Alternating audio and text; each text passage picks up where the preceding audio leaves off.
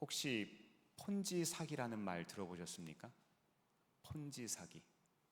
이 사업으로 이윤을 내는 게 아니고요. 신규 투자자들에게 받은 투자금으로 기존 투자자들에게 돈을 돌려주는 겁니다. 계속해서 그렇게 폭탄 돌리기 같은 걸 하는 거죠. 그런 방식으로 운영되는 다단계 금융 사기를 가리켜서 일반적으로 폰지 사기라고 합니다. 이 투자 사기 대부분이 폰지 사기입니다.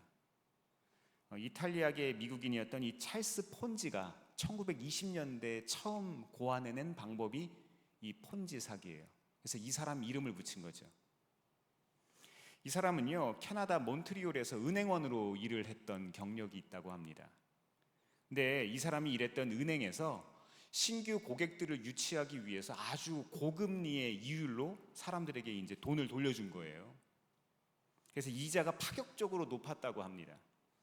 그런데 알고 봤더니 이 이자가 은행의 이자에서 나온 돈을 가지고 사람들에게 지급한 게 아니라 새로 들어오는 신규 고객들의 돈을 이렇게 돌려막기식으로 주었던 거죠. 결국 은행이 어떻게 됐겠습니까? 망했습니다. 그리고 은행장이 돈을 가지고 도망갔다가 체포되어서 징역을 살았습니다. 이 찰스 폰지가 옆에서 그거를 다 본 거예요. 그리고 사업 모델을 연구한 겁니다. 그래서 이 사람이 한 가지 깨달음이 온 거예요. 아, 망하기 전에 돈을 들고 튀면 되겠다. 안 걸리면 되는 거잖아요. 그래서 이 사람이 우표 사업으로 폰지 사기를 시작을 했습니다. 내게 돈을 맡기면 단시간에 돈을 불려서 2배를 주겠다고 이야기를 한 거예요. 많은 사람의 신뢰를 얻었습니다. 실제로 초기 투자자들은요, 약속한 금액을 받기도 했습니다. 근데 이거는 또 다른 신규 투자자들의 돈을 받은 거지 정당한 사업에서 얻어지는 수익을 거둔 게 아니죠. 이 총 투자 손실은 당시 돈으로 2천만 달러 정도 됐다고 해요. 몇 년도예요? 1920년도. 100년도 더 전에 2천만 달러. 그러니까 현재 가치로는 약 한 2억 2,500만 달러. 하나로 따지면요 3,115억. 놀라지도 않으십니다. 요즘엔 이 정도는 돈이 아니죠.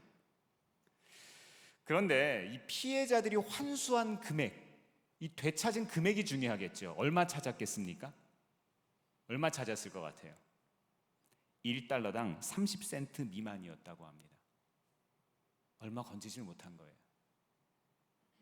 겉으로는 믿을 만한 사업 모델이 완전한 사기 모델이었던 겁니다. 근데 왜 그렇게 사기를 당할까요? 왜 사기 당할까요? 저에게도 가끔씩 이상한 스팸 메일 같은 게 들어와요. 뭐 투자하라고요. 여기 확실하다고. 근데 관심이 없으니까 안 해요. 가장 근본적인 원인은 무엇이었겠습니까? 욕심입니다. 욕심. 물론 욕심이 원인이지만 제가 생각할 때 오늘의 말씀과 연결해서 생각할 수 있는 사실이 하나 있습니다. 사람이라는 존재는요, 믿음을 떠나서는 살 수가 없는 존재입니다. 누구나 다 믿음의 관계에 깊이 관여해 있어요. 무슨 말일까요? 한번 생각해 보세요. 누군가를 믿기는 참 어렵습니다. 그지요? 따져봐요. 판단합니다. 근데 이렇게 해보고 우리는 한 번 믿으면 어떻게 됩니까? 잘 바꾸지 않아요. 거래처 바꾸지 않습니다. 오래 만난 사람 잘 바꾸지 않아요. 오죽하면 사람은 바꿔 쓰지 못한다고 이야기하잖아요. 그죠? 사람이라는 존재는요, 잘 바뀌지 않아요. 왜 그래요? 믿음 때문에 그래요. 믿음. 그런데 올바른 믿음을 가지면 다행인데 올바르지 못한 믿음을 가지면 어떻게 돼요? 모두가 다 어려움을 당하게 되어 있어요. 세상이 주는 믿음은요, 언젠가 무너질 수밖에 없기 때문입니다. 그래서 우리는요, 바른 믿음을 가져야 합니다. 바른 믿음 가질 수 있기를 바랍니다. 여러분은 어떤 믿음 가지고 계세요? 뭘 믿고 사십니까? 아니, 누구 믿으세요? 성경은요, 하나님의 약속은 변하지 않는다고 이야기합니다. 그리고 예수님은 우리에게 이야기하시죠. 나는 길이요 진리요 생명이다. 이사야 40장 8절은 또 이런 이야기를 합니다. 풀은 마르고 꽃은 시드나 하나님의 말씀은 영원히 선다. 야고보서 1장 17절에서는요, 하나님은 회전하는 그림자가 없으시다고 이야기합니다. 맞습니다. 그리스도인이라면 영원히 변치 않는 말씀 위에 설 수 있어야 돼요. 우리의 믿음의 기준이 말씀이 되어야 된다, 이 말입니다. 오늘 읽은 마가복음 말씀은요, 그래서 믿음에 대한 통찰력을 우리에게 줍니다. 한번 말씀을 볼까요? 이 첫 번째로 예수님을 주님으로 믿는 사람이란 어떤 사람일까요? 예수님만이 내 상황을 바꾸실 수 있다는 것을 믿는 사람입니다. 마가복음 2장 4절 같이 한번 읽어보겠습니다. 시작. 무리들 때문에 예수께 데려갈 수 없으므로 그 계신 곳에 지붕을 뜯어 구멍을 내고 중풍병자가 누운 상을 달아내리니. 아멘. 아멘. 이 말씀의 배경인 가버나움은요, 예수님에게 있어서 제2의 고향처럼 여겨진 곳입니다. 예수님이 주로 갈릴리에서 사역을 많이 하셨거든요. 근데 이곳에서 많이 사역을 하신 모양입니다. 근데 이 지역 이름 말이요, 나훔의 마을이라는 뜻을 가지고 있기도 합니다. 이 갈릴리 호수 북서 해안의 성읍인데요, 이 신약 당시에 로마 군대가 주둔했던 그런 이력도 있고요, 또 세관도 있었던 꽤나 큰 동네였습니다. 이곳 가버나움에 성경은 예수님의 집이 있었다고 전합니다. 이 마태복음 8장 14절에서 15절 보고요, 또 누가복음 4장 38절 이후 말씀을 보면은요, 이 예수님이 베드로의 집에 머무셨다는 그런 구절들이 소개됩니다. 어떤 사람은 이곳이 예수님의 집이었다, 어떤 사람은 이곳이 베드로의 집이었다, 뭐 이런 말들이 있습니다만, 여하튼 예수님께서 사역을 위해서 오고 가실 때마다 머무시는, 예수님이 거처하시는 곳이다, 우리 이렇게 알 수 있죠. 그런데 예수님이 집에 오셨다는 소문을 듣고 사람들이 모여들기 시작해서 이 문 앞까지 사람들이 가득 찬 겁니다. 들어갈 수가 없어요. 자리가 없습니다. 물론 이 많은 무리가 예수님을 찾아왔다는 자체는 칭찬할 만합니다. 그렇죠? 말씀을 듣기 위해서, 예수님을 보기 위해서 찾아온 거 너무 잘한 거죠. 그런데 이 3절 초반 말씀 한번 눈으로 한번 보세요. 중풍병 환자가 무리들 때문에 예수님께 나갈 수가 없는 거예요. 지금 이 상황 사람이 어때요? 들것에 내 귀퉁이를 사람들이, 네 사람이 메고 이 사람을 데리고 왔을 거예요. 그렇죠? 충분히 이목을 끌 수 있었고 충분히 사람들이 많습니다. 그렇죠? 충분히 환자가 예수님 앞으로 갈 수 있도록 비킬 수 있었을 텐데 아무도 그렇게 안 한 거예요. 우리 어떻게 합니까? 길거리에서 앰뷸런스들이 지나가면은요, 차들이 살짝 이렇게 비키죠.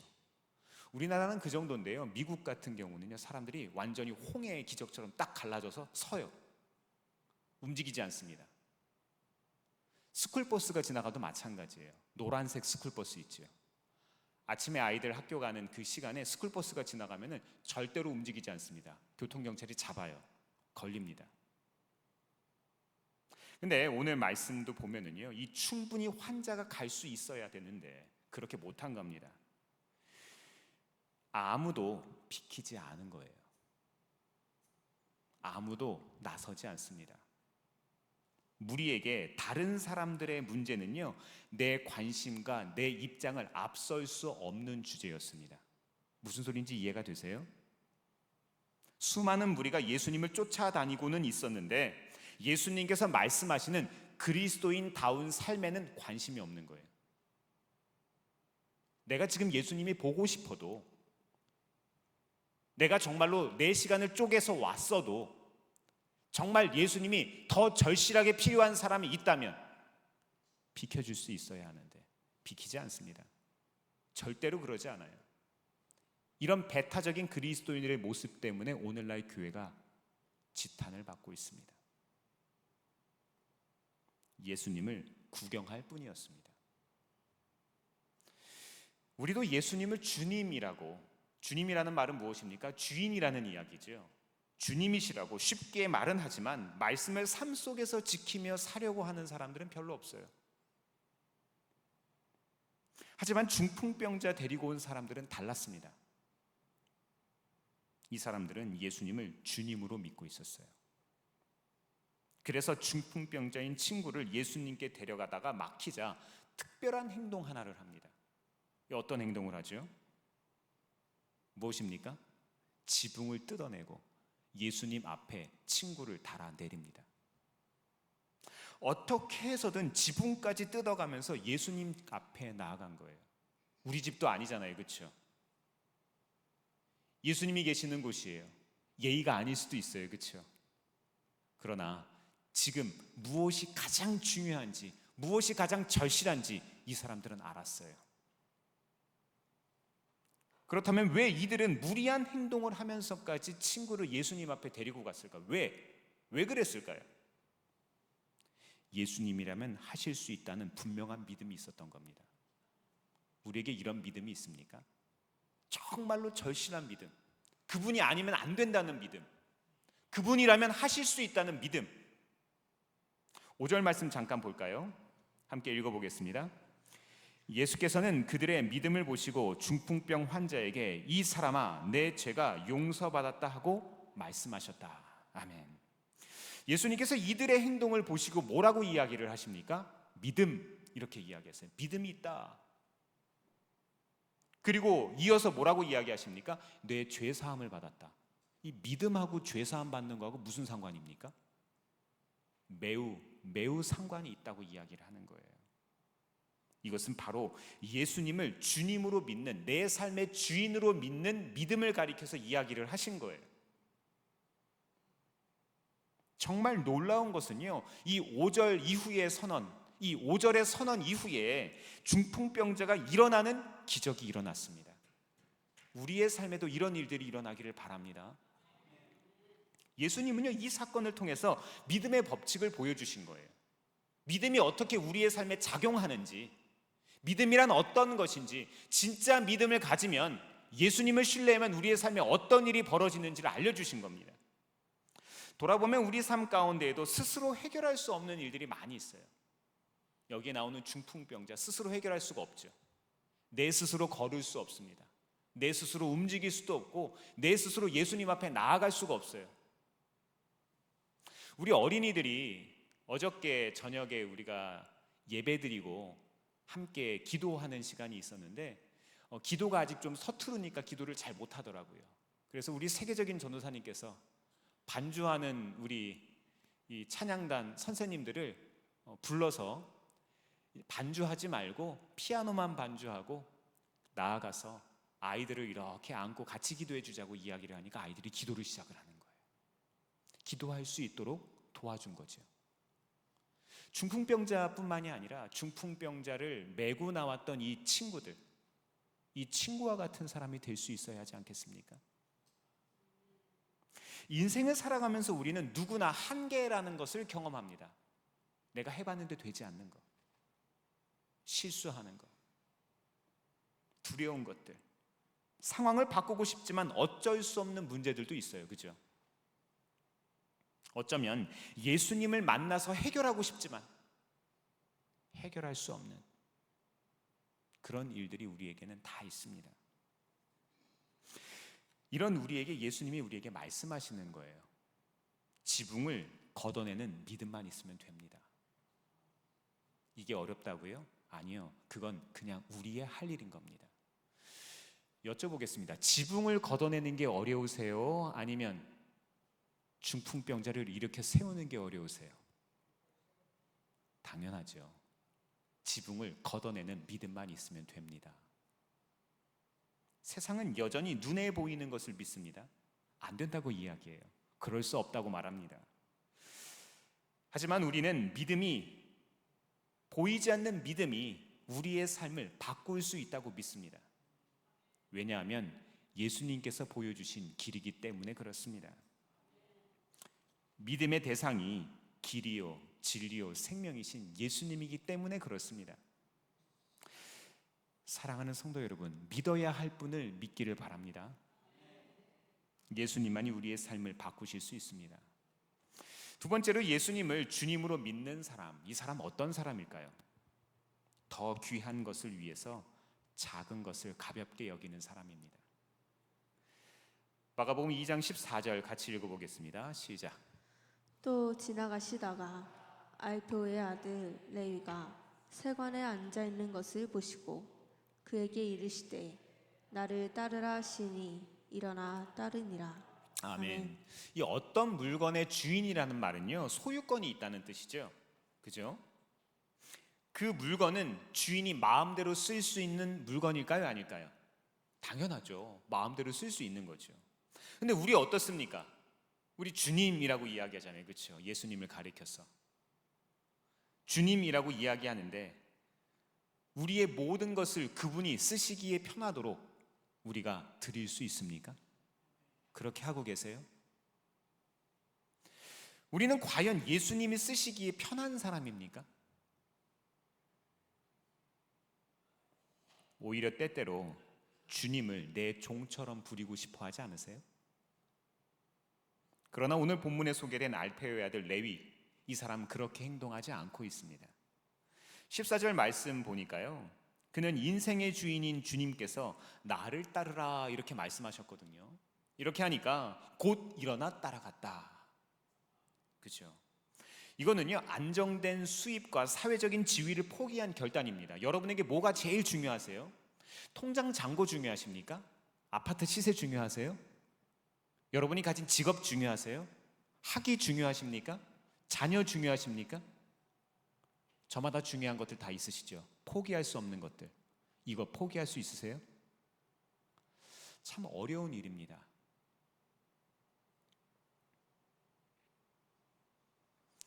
특히 이 레위라는 사람은요, 헤롯과의 관계가 틀어지는 것을 두려워하지 않고 예수님을 따라갔습니다. 이게 무슨 소리인 줄 아세요? 왜냐하면 이 당시의 세리들은요, 이 로마에 돈을 주고서 이 세관원 자리를 얻었거든요. 그러니까 이때 헤롯이 정치적인 관계를 분명히 맺었을 거라는 생각을 할 때 이 사람은 헤롯과도 막역한 사이였을 거예요. 이 관계도, 이 지위도, 이 자리 모든 것들을 자기가 내려놓았다는 겁니다. 그런데 레위는 예수님의 명령에 뭐라고 순종했습니까? 즉시 순종했다. 세속적인 욕심을 내려놓고 부르심에 따라 살기로 결단한 겁니다. 근데 이쯤 되면 우리는 늘 걱정하잖아요. 야, 예수님 따라 살면, 내 거 다 포기하면 나 정말로 어렵게 살 텐데, 어떻게 하지? 문제 있을 텐데. 우리 이렇게 염려하잖아요. 걱정하지 마세요 좀. 주님께서는 우리에게 가장 좋은 것 주십니다. 가장 좋은 것을 주세요. 제가 뭐라고 말씀드렸습니까? 더 귀한 것을 위해서 작은 것을 한번 가볍게 여겨보세요. 한번 믿어보시라니까요. 오래전에 저희 가정에서는 집 한 채를 하나님 앞에 구별해 드렸습니다. 저희 할머니께서 살아계실 때 그런 이야기를 했어요. 저희 아버님과 제가 한참 대화를 하는데, 만약 우리 둘 다 목사가 되지 않고 그냥 회사를 다니고 일반 사회생활을 하면서 살았으면 어떻게 됐을까, 이런 이야기를 서로 나눴던 기억이 있습니다.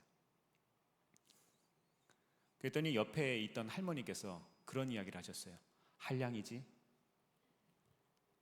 그런 이야기를 하셨어요. 문득 그런 생각이 들었습니다. 아, 만약 그렇게 살았으면 그 집조차 남지 않고 다 없어질 수도 있었겠다. 한 알의 밀알이 땅에 심어졌을 때 정말 많은 열매가 맺어집니다. 사실 힘이라는 것, 소유라고 하는 거는요, 가지고 있을 때 내려놓는 게 더 힘들어요. 맞습니까? 그런데 레위만 손해를 감수한 게 아니었어요. 오늘 말씀에 보니까요. 16절 말씀 볼까요? 함께 읽어보겠습니다. 시작. 바리새파의 율법 학자들이 예수가 죄인들과 세리들과 함께 음식을 잡수시는 것을 보고 예수의 제자들에게 말하였다. 저 사람은 세리들과 죄인들과 어울려서 음식을 먹습니까? 아멘. 아멘. 지금 누가 손해를 감수하고 있습니까? 예수님이 손해를 감수하고 계시네요. 이 어떤 손해입니까? 이 마가복음 2장 말씀이잖아요. 오늘 말씀이. 이 정도면 예수님 사역의 초창기입니까? 나중입니까? 막다른 길까지 간 거예요? 아니면은 초창기예요? 초창기잖아요. 예수님 사역의 시작쯤이면 지금 누구한테 잘 보여야 돼요? 사람들한테 잘 보여야 되잖아요. 우리 보통 그렇게 살잖아요. 그렇죠? 우리 면접 갈 때 정말로 유력한 VIP들 만날 때 어떻게 합니까? 옷도 잘 입잖아요. 차도 세차하고, 그죠? 잘 보여야 되잖아요. 그 사람이 뭘 좋아할까? 무슨 음식 좋아할까? 그 사람이 좋아하는 주제가 무엇일까? 이런 거 연구하잖아요. 그렇죠? 근데 예수님 그렇게 하고 계십니까? 아니잖아요. 보통 사람들의 상식으론 지지 세력을 모아야 할 때였습니다. 예수님 당시에는요, 혈통을 따라서 세습을 하는 제사장들이 있었고요, 또 말씀 연구를 통해서 세워지는 율법학자들이 있었습니다. 이 사람들 사이에서 긴장 관계가 있었어요. 일반 백성들 사이에서는 우리가 예상할 수 있다시피 율법학자들이 훨씬 더 인정받는 그룹들이었습니다. 출신이나 집안이 비천해도요, 말씀 연구를 통해서 이 사람이 정말로 탁월한 사람이라고 인정을 받으면 사회적인 지위가 굉장히 높은 사람이 될 수 있었어요. 그러니까 소위 말하는 랍비가 될 수 있었다 이 말입니다. 그래서 우리가 잘 아는 그 랍비 아카바 같은 사람 있죠. 이 사람이 대표적인 예라고 할 수 있습니다. 이 아카바 같은 사람도 이 40세에 성경 연구를 시작을 해서 1200명 이상의 많은 사람들을 데리고 다니는 위대한 스승이 되었다는 그런 이야기가 있거든요. 근데 이 사람이 정말로 미천한 신분을 가지고 있던 사람이었어요.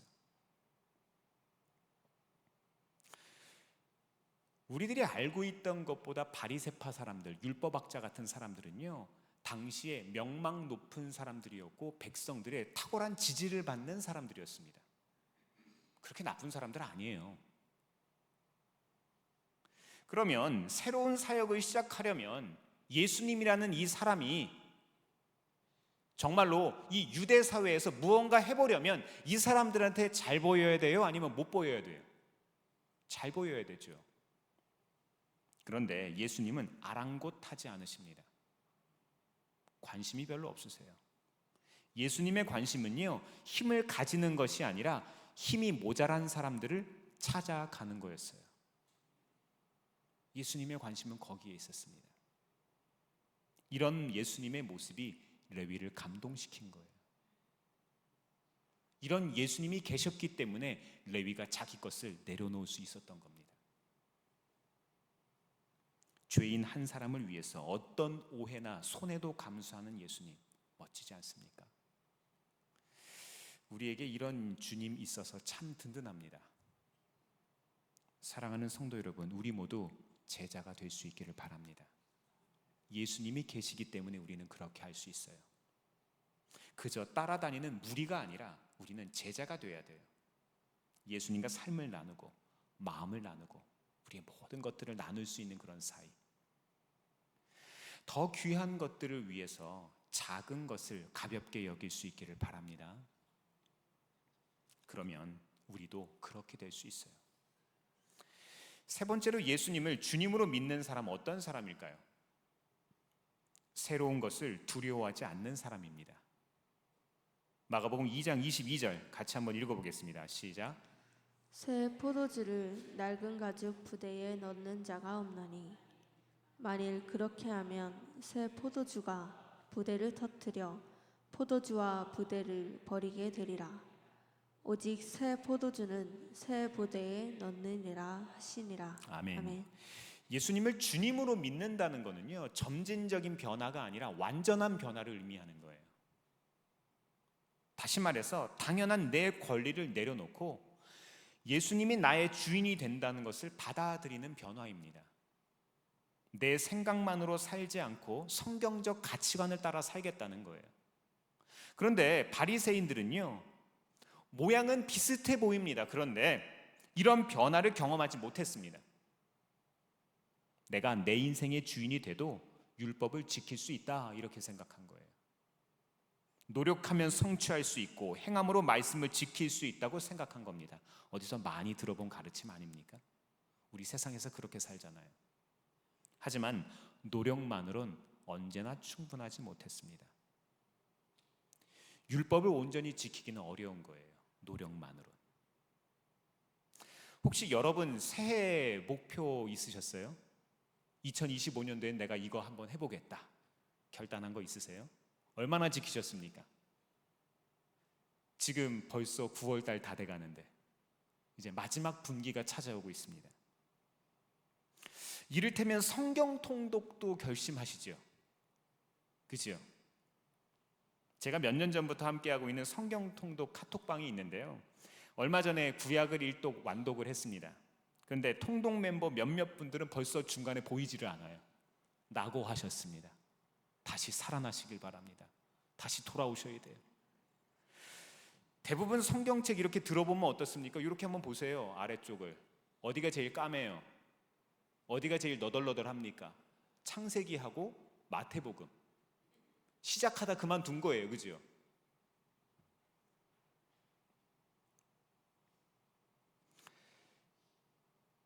우리 말씀 통독하는 것도 그렇게 지키기가 어려운데 결심만으로 말씀을 온전히 지킬 수 있겠습니까? 말씀을 모조리 다 지켜야만 하나님 나라에 간다고 하면 우리는 아무도 가지 못할 겁니다.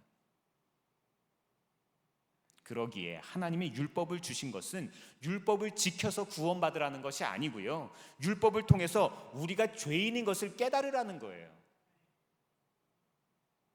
하지만 바리새인들은 부분적으로 지킨 율법 몇 가지를 자기들이 지켰다 이렇게 이야기한 거예요.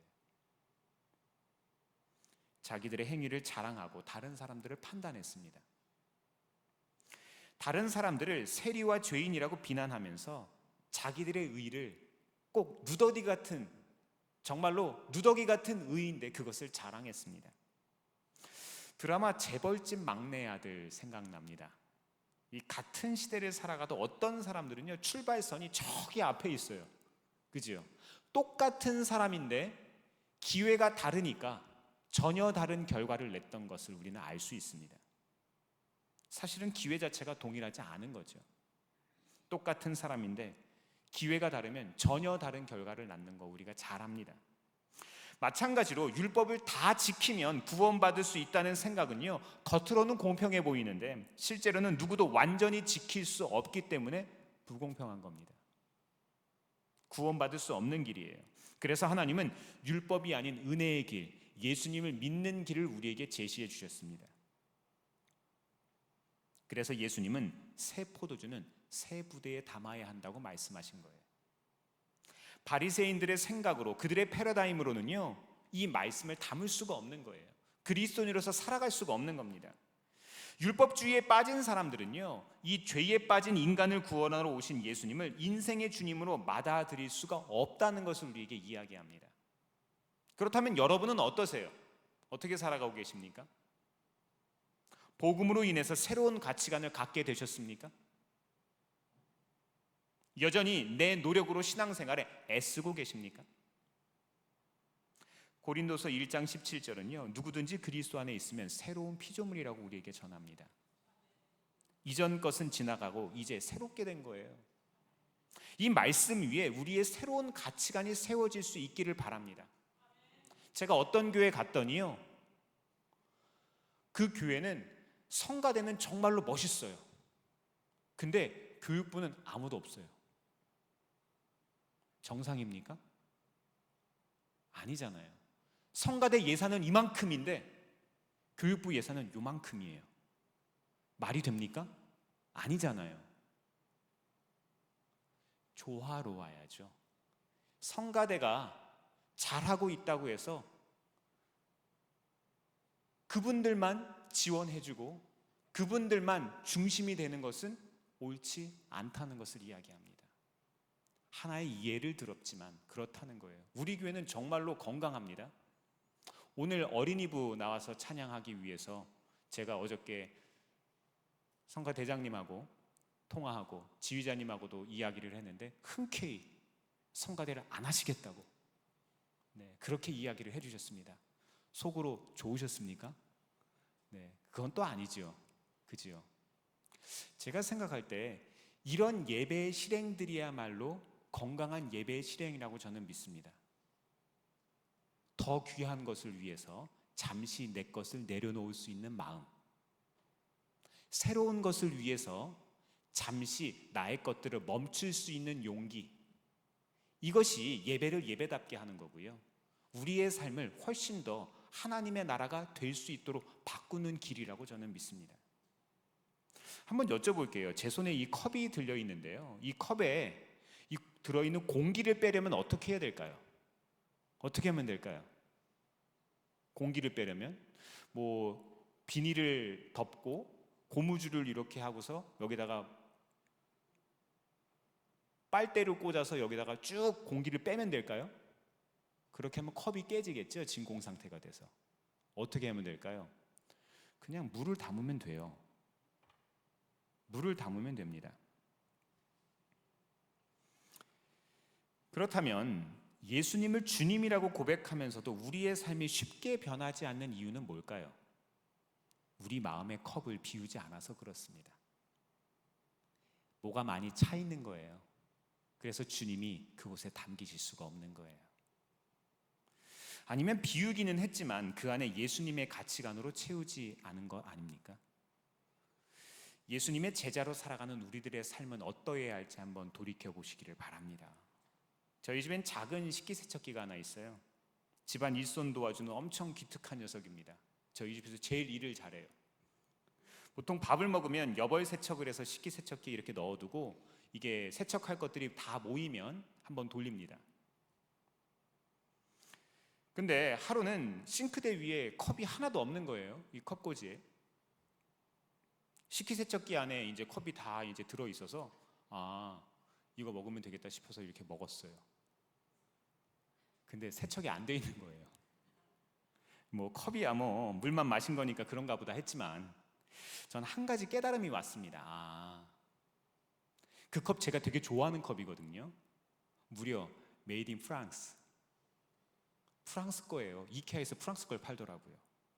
광고는 아닙니다. 아무리 좋은 그릇이더라도 더러운 것이 담겨 있으면 쓸 수가 없다는 거예요. 저는 가끔씩 이렇게 기도하곤 합니다. 하나님, 질그릇이라도 좋으니 자주 쓰임받는 그릇 되게 해주세요. 저 이렇게 기도합니다. 그래서 너무 질그릇처럼 일을 합니다. 부엌 일을 하다 보면 유난히 손이 많이 가는 그릇들이 있죠. 그런데 그릇도 설거지가 되어 있지 않으면 쓸 수 없는 거죠. 사랑하는 성도 여러분, 영적 설거지를 두려워하지 마세요. 새로운 것을 두려워하지 마세요. 새로운 실행들을 두려워하지 마세요. 다음 세대들을 두려워하지 마세요. 모두 다 우리 편이에요. 모두 다 우리 때문에 주님이 주신 겁니다. 모두 다 주님이 주시는 가장 좋은 겁니다. 걱정하지 마세요. 비워져야 새 것이 담길 수 있습니다. 마지막으로 에베소서 2장 8절에서 10절 말씀 같이 고백해 볼까요? 시작. 여러분은 믿음을 통하여 은혜로 구원을 얻었습니다. 이것은 여러분에게서 난 것이 아니요 하나님의 선물입니다. 행위에서 난 것이 아닙니다. 그러므로 아무도 자랑할 수 없습니다. 우리는 하나님의 작품입니다. 선한 일을 하게 하시려고 하나님께서 그리스도 예수 안에서 우리를 만드셨습니다. 아멘. 우리의 삶과 역사를 주관하시는 하나님 믿으십니까? 네. 그렇다면 그분이 우리에게 가장 좋은 것을 주신다는 믿음도 가질 수 있기를 바랍니다. 오늘도 우리가 붙잡아야 할 진리는요, 내가 무엇을 할 수 있느냐가 중요한 게 아니에요. 주님이 무엇을 기뻐하시는가, 주님이 무엇을 가장 좋아하시는가를 우리는 붙들 수 있어야 합니다. 이번 한 주 살아가시면서 오직 믿음으로 살아갈 수 있기를 바랍니다. 오직 은혜로 살아가셔서 십자가를 의지하시면서 담대히 살아가는 여러분 되시기를 주의 이름으로 축원합니다. 기도하겠습니다.